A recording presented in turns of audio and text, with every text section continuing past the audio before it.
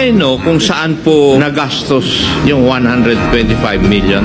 Was it spent in accordance with the rules, regulations, and protocol on the expenditure or on the use of confidential funds?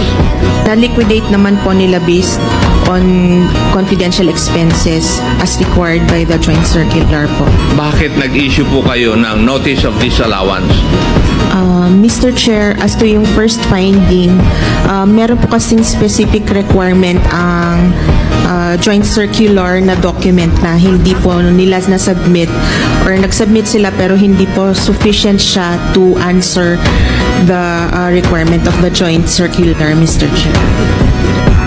Yung 125 million, parang ginamit po yan in 132 areas. Hindi po ba sa tingin ng COA medyo kwan ito?